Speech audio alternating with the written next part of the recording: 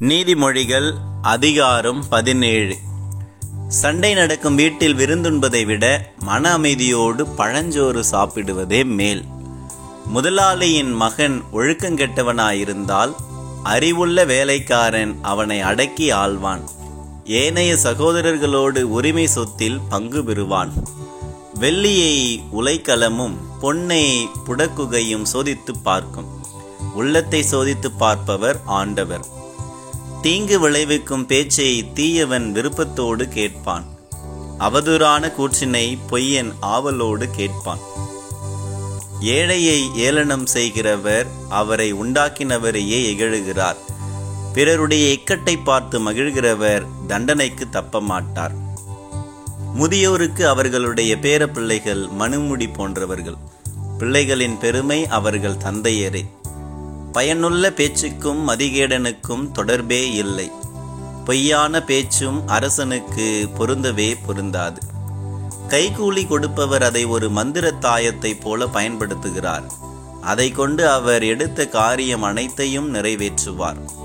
குற்றத்தை மன்னிப்பவர் நட்பை நாடுகிறவர். குற்றத்தை திரும்ப திரும்ப நினைப்பூட்டுகிறவன் நட்பை முறிப்பான்.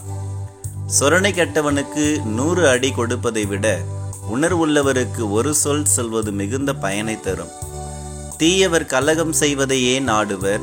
அவர்களை அழிக்க கொடிய தூதர் அனுப்பப்படுவார்.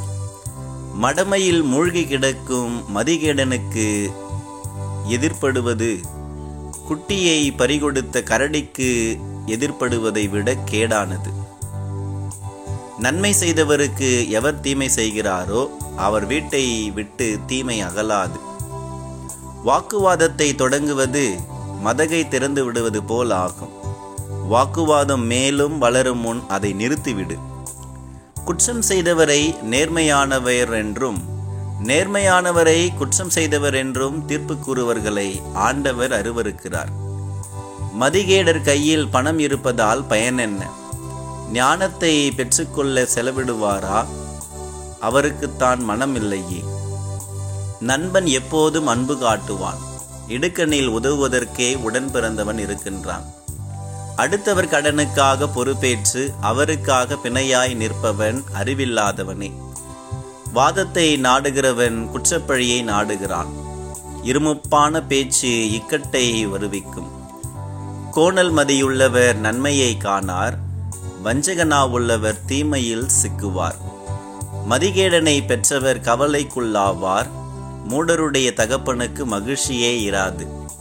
மகிழ்வார்ந்த உள்ளம் நலமளிக்கும் மருந்து. வாட்டமுற்ற மனநிலை எலும்பையும் உருக்கிவிடும். கயவர் மறைவாக கைக்கூலி வாங்கிக் கொண்டு நியாயத்தின் போக்கையே மாற்றி விடுவார். உணர்வுள்ளவர் ஞானத்திலேயே கண்ணாய் இருப்பார். மதிகேடரின் கவனமோ நாற்புறமும் அலையும்.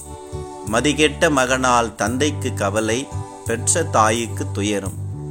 நேர்மையானவருக்கு அபராதம் விதிப்பதும் நன்றல்ல. மேன்மக்களுக்கு கசையடி கொடுப்பதும் முறையல்ல.